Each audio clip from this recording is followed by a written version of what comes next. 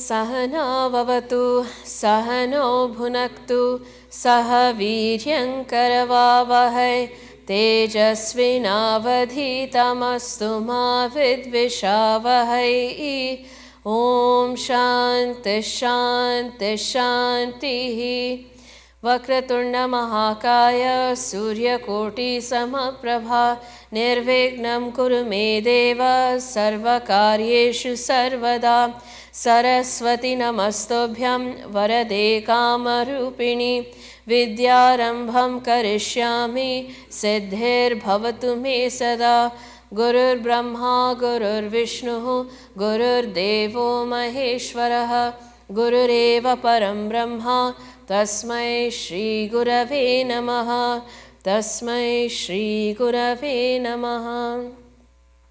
Now for verse 1 and 2, please repeat after me. Vedo nityamadhiyatam tadudidam karmasvanushtiyatam tene shasya vidhiyatam apachitihi kamye matistyajyatam papogaf paridhuyatam bhavasukhe doshonusandhiyatam atmecha vyavasiyatam nijagrihat turnam vinirgamyatam sangat satsu vidhiyatam bhagavato bhaktir dridadhiyatam shantyadif parichiyatam dridataram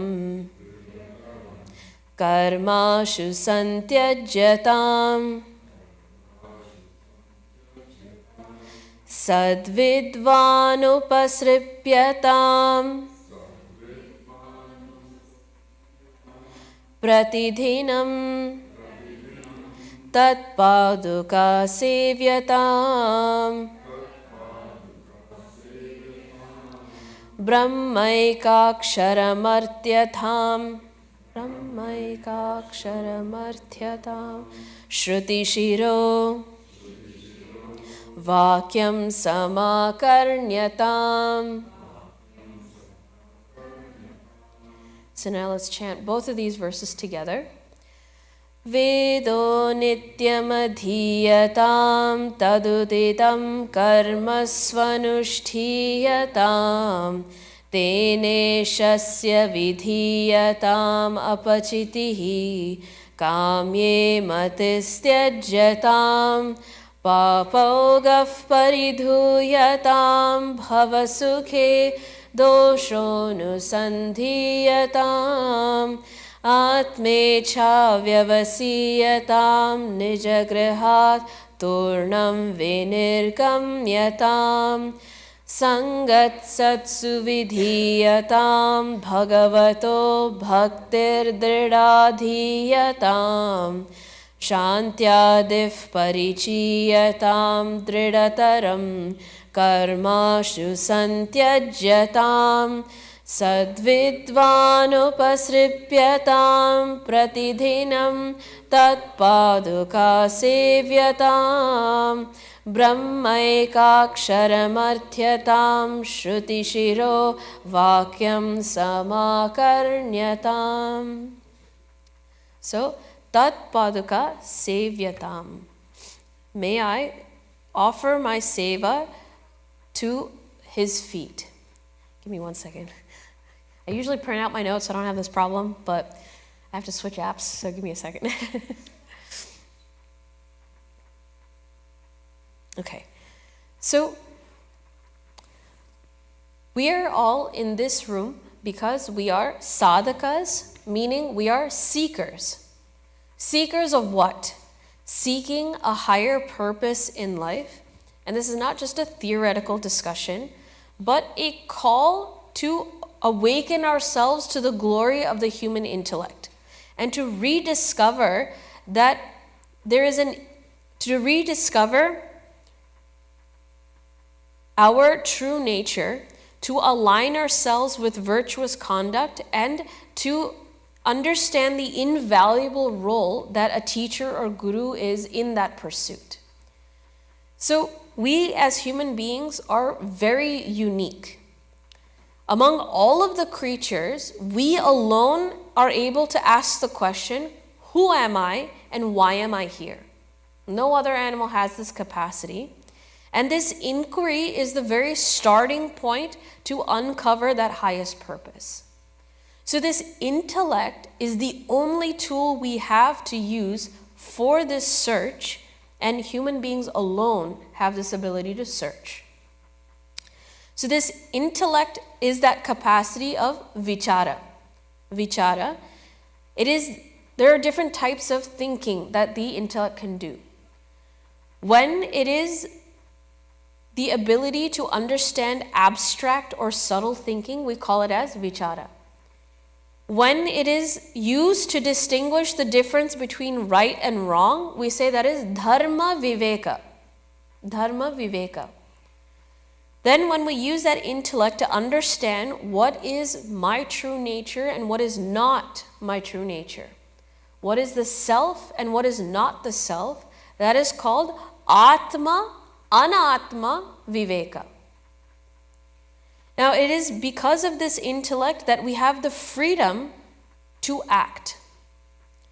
The ability to do, the ability not to do something, or the ability to choose to do otherwise, based on the wishes and the knowledge that that intellect has. Now, when we say freedom of action, it's not, this is freedom to do whatever I want. In fact, Pujya Gurudev flips that on its head and says, it is the ability to do in spite of what I want.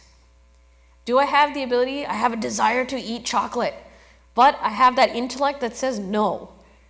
This ability is in spite of what I want, I know what to do and I can do it. That is true freedom of action. So we have, because of this intellect, we have the ability to change our pre-programmed, baser, mechanical impulses and come to live a noble and intelligent and productive life. It is only because of that intellect that is really well equipped. And of course, given this great tool, it reminds me of that line in Spider-Man, the old one. With great power comes great responsibility. So I have this responsibility to take care of this intellect and responsibility that I use this intellect with the appropriate manner. Now, just because I have an intellect doesn't mean I have intelligence. There's a difference. Just like how, because I have a violin at home doesn't mean I'm a violin master. How do I actually become a master at violining? When I actually sit and practice it, make music out of it, refine my skills in it, and actually gain the skills. So just because I have an intellect doesn't mean I'm intelligent. Only when I use the intellect and practice using it for noble virtues do I then say I have become intelligent.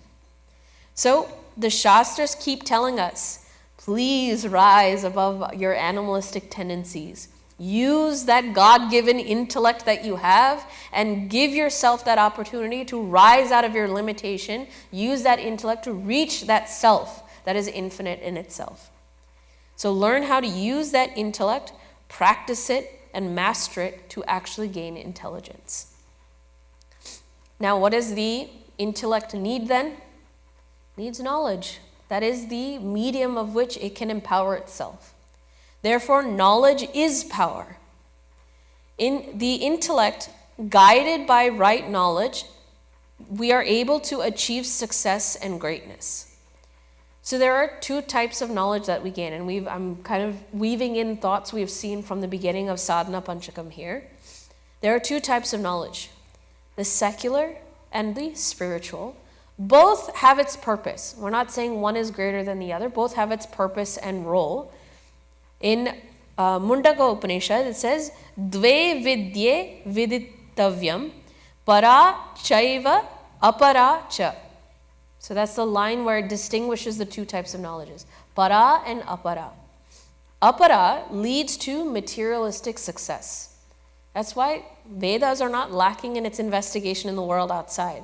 It has better understanding than what science can give us today. We just have to have shraddha and that tenacity to go search for it. So it's there, but this is lower knowledge, apara vidya. Para vidya is when it's inner unfoldment. So it says here, apara, the former, prepares us for the latter. Materialistic success will help us prepare for inner unfoldment if we do it right. So, the ultimate... So I have to learn to live intelligently in the world to achieve liberation from the limitations of this world. One leads to the other. I have to learn to live it intelligently. And we cannot become like chapter 1 Arjuna. We have to be chapter 18 Arjuna. Chapter 1 Arjuna says, I don't want to deal with this life right now. How dare you ask me to kill my own family and members and my own teachers? I don't want to take up this duty. I want to renunciate. I want to run away to the Himalayas. I don't want to act. Bhagavan said, nah. Unless you have the right understanding, you cannot run away from actions. Learn to be intelligent in action, then it will lead you to liberation. So we had the entire Bhagavad Gita given. At the end of chapter 18, Bhagavan says, I have given you the appropriate knowledge. Arjuna, you make an intelligent choice. It is up to you. And Arjuna's response is, Bhagavan, I have now clarity in what I need to do. Therefore, I shall make this choice and stand up and fight. So intelligence, intellect, and that union between the two is what really makes us successful, both secularly and spiritually. But how are we to gain this knowledge then? Who is going to give this to us? Teacher. Therefore, our traditions, our customs, we revere the profession of teaching as the highest of them all. Even a baby animal has to learn how to survive. Even us as human beings, to even use this body to walk and talk, to even eat, to even speak, all of that had to be taught to us. Therefore, we recognize our own parents as our first gurus. Matra devo bhava, pitra devo bhava. They are our first teachers, and we acknowledge them and revere them throughout our life. Sometimes we have mission members that come up saying, there's Mother's Day, Father's Day, why don't we celebrate it? We don't find gravity behind Mother's Day, Father's Day, because really our appreciation and gratitude and reverence to them has to be every day. Why have the attitude that only on this day I shall treat you specially, the rest of the days I'm excused? May every day become Mother's Day, may every day becomes Father's Day, and may I have that kind of reverence, because without them, I would have learned nothing. They are my first gurus. So, even after our parents, the next set of people are those that teach us how to earn a living, the skill sets we need just to function in life. So they become our teachers in that manner. An education system today, although we may criticize it saying it's just a vocational training, even that has its place. We do need vocational training. Then there are those teachers that go just a little bit beyond. They become our coaches and our mentors. They dig in a little bit deeper. They refine our character and they refine our talents. They find us ways of applying our talents in such a way that we can uplift the world around us. They dig in a little bit deeper. Therefore, we have to understand teachers is such a vital role and the most noble and respected and sacred profession in our Sanatana Dharma. When we discover our talents, but we need a teacher that can help us train and hone those talents and manifest it to its fullest. There was once someone who said, "Oh, Guruji, I have this awesome watch here. It's got really cool gadgets and metrics and all of that. And Guruji said, okay, show me. How cool is it? He paused and hesitated. I just receive it. I don't know how to use it. So in such a way, we can show off that we have an intellect, but until we can prove how to actually use it in such a way, the intelligence isn't really there, and we need a guru to guide and refine that. Now, when we see here in this verse, Tat Paduka Sevyatam, may I do seva to the very feet of such a revered guru. We need to take some moment here and understand more in detail. I know I went through a couple of this in last class, but now we want to look at exactly who are the gurus, types of gurus that are there. And when we say Tat Paduka, your feet I do seva to, what is this meaning behind the feet? And what does that connection between the head that contains that intellect and intelligence have anything to do with feet? That symbolism we'll look at today. This Tat Paduka Sevyatam mirrors one of the values that is given in Gita in chapter 13. Acharyo Pasana. It is one of the values that's given there. And Puja Gurudev, I was like looking for this definition. Okay, cool. I get content to read about how to do seva for the guru. And I discovered in Puja Gurudev's commentary, one line. I got so frustrated. I'm like, come on, I needed some more. What do you mean by this one line? But of course, there's never a sentence that is without value and depth. That one sentence in Gita commentary for Acharya Upasana says, seek mental and intellectual identity with the teacher's pure mind and intellect. So if there's one word that defines the purpose of Upasana for the Guru, it is identity. Meaning I come to mimic and resonate and reflect what the teacher is showing. May I become what the teacher is. That is the true meaning of identity. So Upasana allows me to make this connection.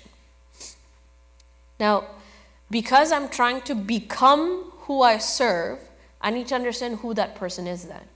Who is qualified to be that guru? So the very word guru, when you break it up into two syllables, we'll get the definition. Gukara cha andakaraha. This is definition given. Andakara, blindness. I am anda. It is blindness or darkness of ignorance. That is what gu represents. Ru. Hi rukara tejaha uchyate. Ru represents tejas, light. So the guru, the purpose of a guru is one who brings the light of knowledge to remove the darkness of ignorance. So this is just a side comment here. On when we celebrate birthdays, since we just did it here, what is our normal habit when celebrating birthdays? We bring out the cake with the candle. And what do we ask the kids to do? Blow it out.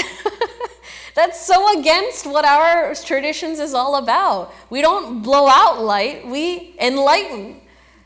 So how about we reverse this next time we celebrate birthdays? Bring out the cake, bring out the candle, but this time ask them to light the candles instead of blow it out. Guru, the one who removes the darkness of ignorance through the light of knowledge.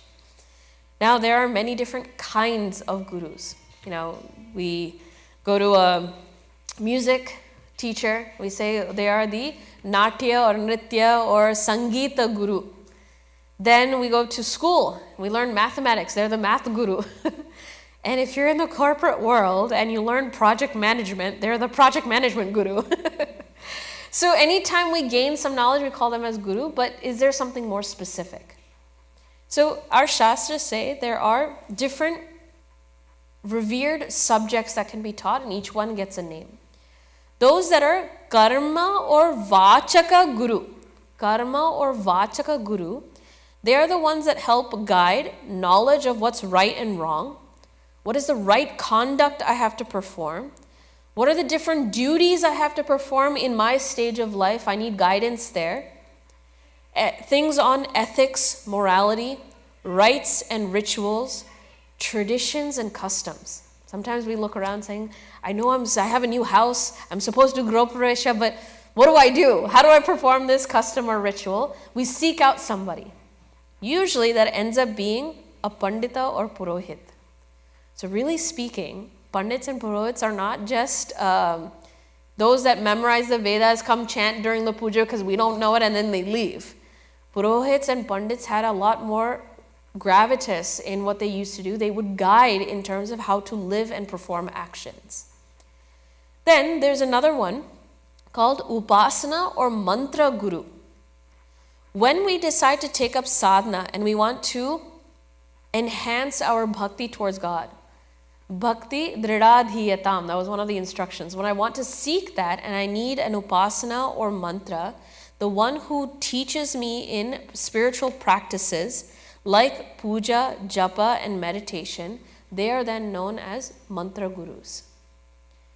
The next one would be jnana gurus. This is now going into the depths of teachings of the knowledge that's there. I feel like Shastras likes to put in like 3 within 3 or 6 within 4. They always hide more lists within lists. Why? Because jnana gurus, there are 3 types. 3 types. But it also shows the evolution of our understanding too. The first type of jnana guru is called prerak. The one who prompts. Prerak, prompt. They're the ones that get us to start understanding. They prompt us towards spiritual path. And it can be anyone. A person, family, friends, even saints and gurus that we see outside. When they inspire us to start the spiritual path, they are called as prerak gurus. It said even incidents in life or difficult situations can also become prerak gurus. How many times have we gone through something tremendous in our life and we start digging and asking, why is all this here? What am I supposed to do? Am I doing the right thing? I need something better, higher, nobler. This life that I'm living right now, it's not enough. Those moments become prerak gurus. And so the 3rd graders, they're studying 24 gurus by Dattatreya. What did Dattatreya ji do? As he walks around, looks at the world around, anything and everything will be a reminder of that highest reality. The wind reminds me of how to be pure. The earth reminds me of patience. That snake even, how to be patient throughout and be unmoved by those things around me. So life itself becomes a guru. And my favorite representation of a prerak guru in Bhagavatam is Narad Muniji. He seems to be the one that rifles up enough instances to create stories in Bhagavatam. He goes and tells Ratnakar, saying, will your wife and your children take the same papa for you stealing all this money? He starts up a story. So everywhere he goes, he seems to cause trouble. But really, when you look at that, he prompts each of those individuals to begin their sadhana on that path of spirituality. All of them, at the end of those stories, will become the best bhaktas of Bhagavan because they've learned something through that process. So Narad Muni is not a troublemaker. He is the trouble solver. He takes those that are troubled and solves them and gives them the solution that they need. Now, next one is Bodhak Guru. He's the one that actually gives us the content of what's in the Shastras. We say, yeah, I've studied the Vedas. I wish I studied the Vedas. I want to know what's in there. Well, who's the one that's going to teach? That is a type of Jnana Guru called Bodhak. This is a Shravana part. I need to know what is the content of these Upanishads, these Vedas, and be inspired to reflect and introspect on them. Now, of course, whenever there's lists, you always have to come to the point, what is the best of the best?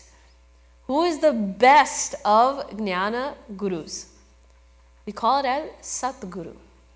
Now, it's not Sadguru. It's spelled Sadguru, but it's Satguru. Because they are that Guru that is associated with that Sat, that truth. And it is because of that that they are able to help us liberate from the cycles of birth and death and the knowledge of that truth itself, Sat. That is why they are called as Satguru. Now, in order for us to surrender, tat paduka sevyatam. Surrender is what is our goal here as a shishya. I have found a guru who is Brahmanishta, Shrotriya, and is that Satguru that is established in that truth. Now what do I have to do? Who do I have to be? Surrender and prostration. We take the symbolism between the head and the feet to understand what we need to do. When we think about the head, especially for our own ego and individual self, it is in the highest position. When we're proud, when we want to stand up, our head goes up high. So it is a stance of superiority, that standing up.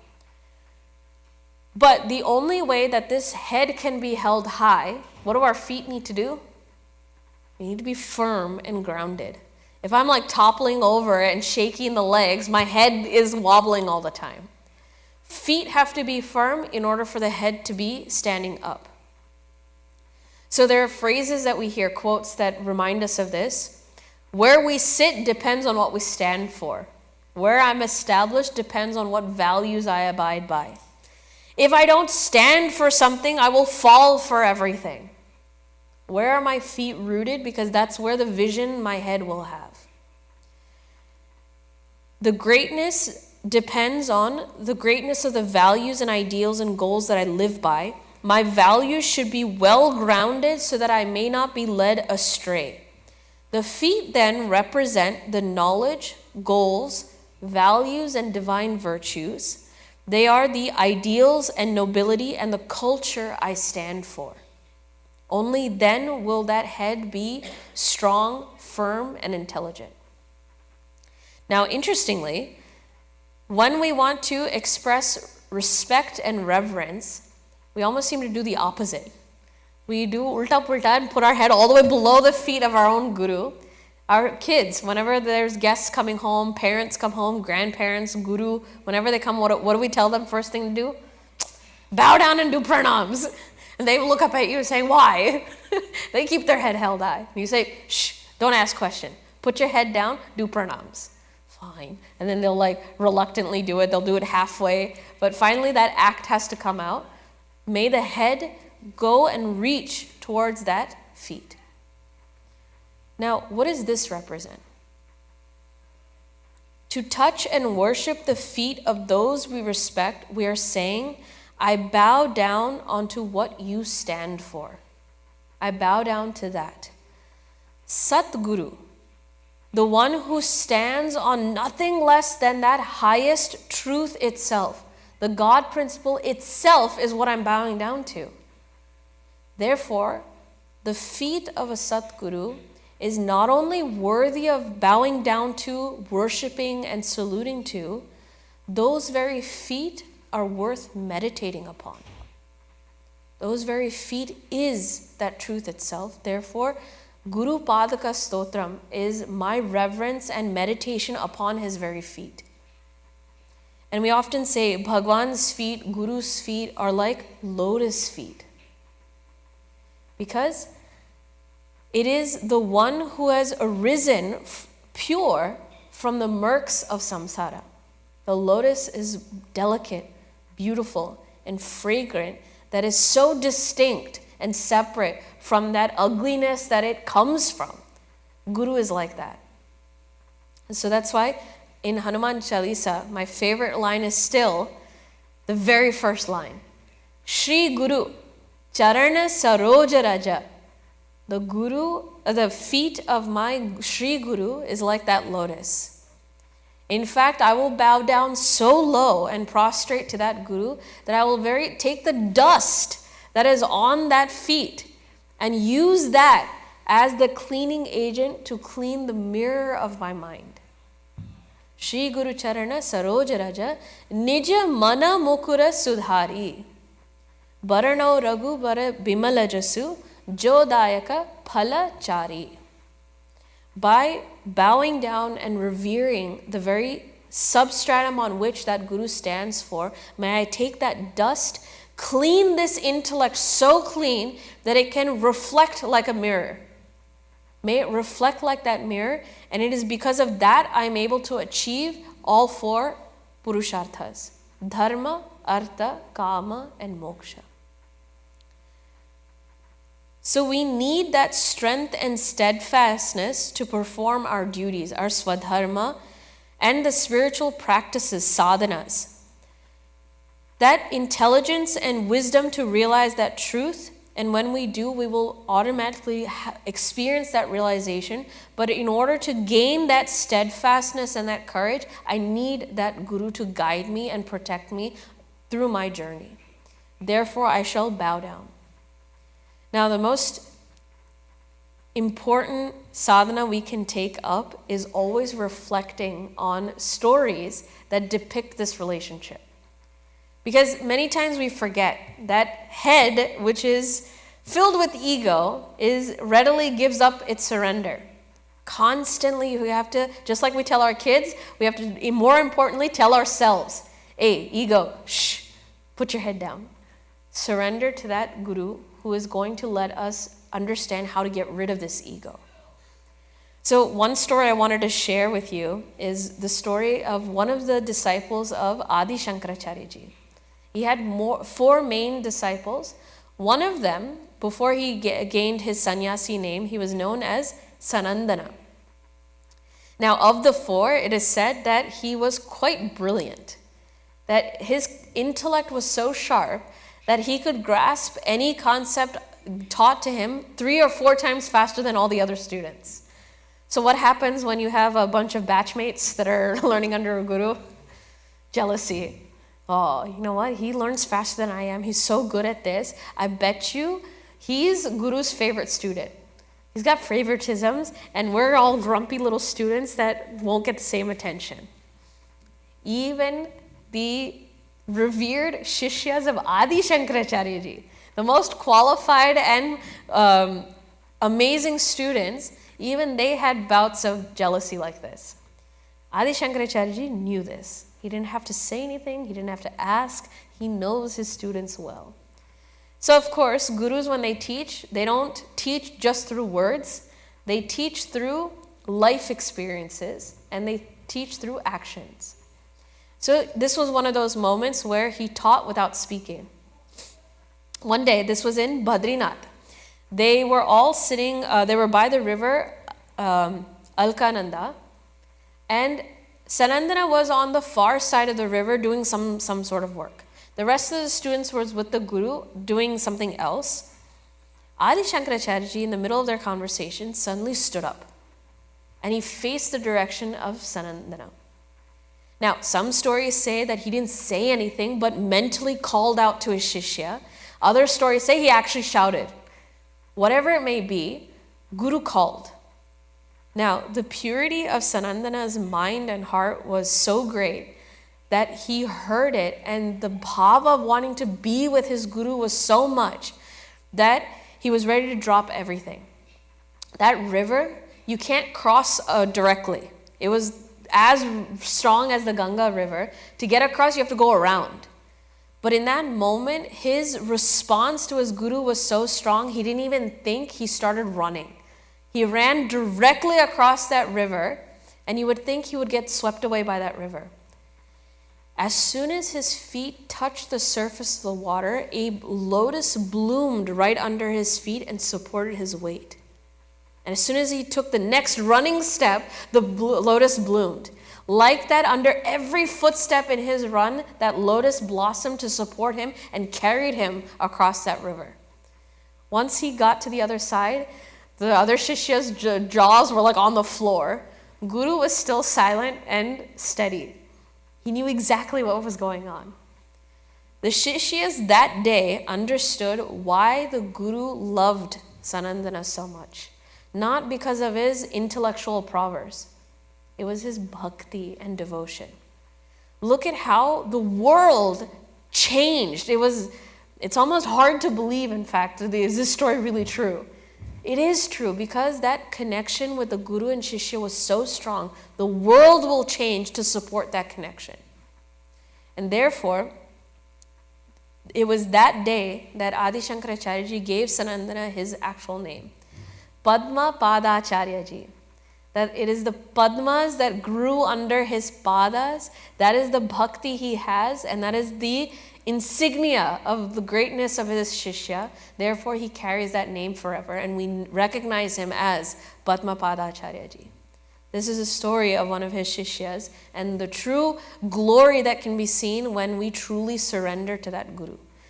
And we have to come back again to that very definition Puja Gurudev gave in Gita, that it is this identity between the mind and intellect of the shishya with the pure mind and intellect of that guru. There is no separation. That is the true result of Tat Paduka Sevyatam. Now, I will transition now to the next thought. I will introduce this idea. Bear with me, it's dry. It's very technical in nature, but this is where we're going into. So I'll set that up as a primer. Next time we come back, we will continue into this. So when we get into dry topics, I don't like to sit here and talk. I like to get on the board and start writing things. I feel that it's a lot easier to understand. So give me a second, I'll transition over. We will now be looking at the word Brahmaikakshara Martyatam. Brahma Akshara. What does that mean? So, give me a second.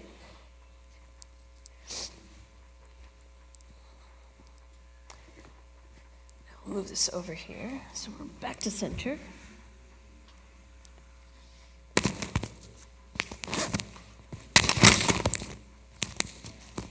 All right. Brahma Akshara is the word that's used in this particular line of Sadhana Panchakam. Now, when we say Brahma, there are three words I want to clarify because we tend to get confused whenever we see our Shastras. We see Brahman, Brahma, and Brahmana. Right? Or if you were in English, with an English accent, Brahmins.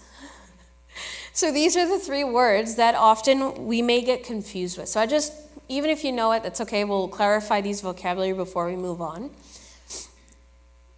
So we have to notice the endings of all of these words. Brahman versus Brahma versus Brahmin. Brahmana is a derivative of Brahman, right? This in word here means the one who is walking or possessing Brahman or walking the path of Brahman. So when we look at the Chatur Vanya, the four Varna systems, you have Brahmana, Kshatriya, Vaishya, and Shudra. Brahmana, the one who is the intellectual tenacity of society. They are purposed with identifying with or understanding that supreme substratum, Brahman, and live their life according to it and give knowledge and systems and advice to the rest of society so that we may always be in alignment with that Brahman. Therefore, the one who is studying that is called as a Brahmana or Brahmin. So we have to pay attention. This is what helps me identify who it is I'm talking about. Okay, so we're done. This is where it gets really hard. There are two types here. This is Om, Pranava, Brahman, substratum, truth, reality. These are all synonyms that come along. That is referencing this Brahman. Then you also have someone called Brahmaji, the creator. Puja Gurudev in one of his videos says, Mr. Creator is Brahma, Brahmaji. Now, bear with me, a little bit of a Sanskritam lesson here. How many have been exposed to basics of Sanskritam while going to school? How about Hindi? So everyone knows a little bit of other languages, right? You know how in those languages, each noun has genders? Yes, familiar? Yeah. So in Sanskritam, there are three: masculine, feminine, and neuter. Now, Brahman is neuter, and Brahmaji is masculine. There are two separate words. Now, also in grammar, whenever you take a word, there's a root word, and then you change it depending on how you use it in that sentence. So, for example, Vanam is forest. Vanasya, the one that it belongs to the forest. let me do Ramaha. I'm more familiar with that. Ramasya, Ramat, Ramena, Ramaya, Rame. So those endings keep changing depending on how I used it in the sentence. With Rama, for Rama, and Rama. Subject, Rama as a subject, Rama as an object. So grammatically they keep changing.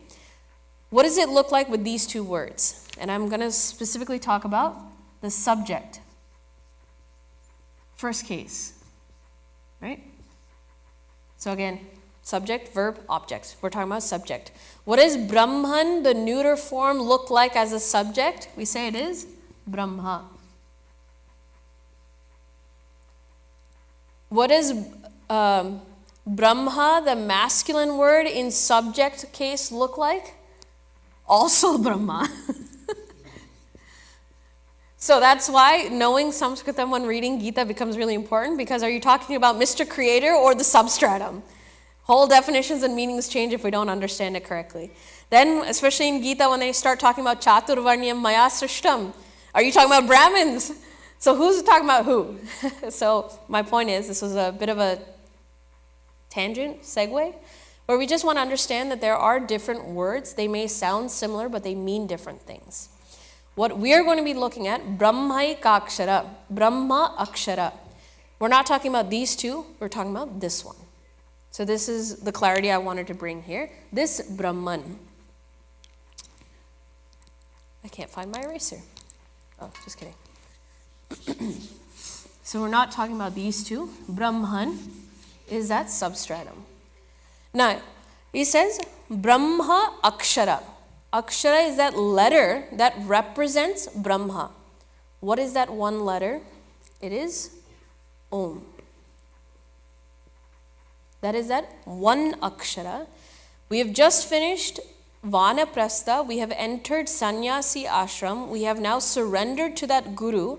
What is it now that we do?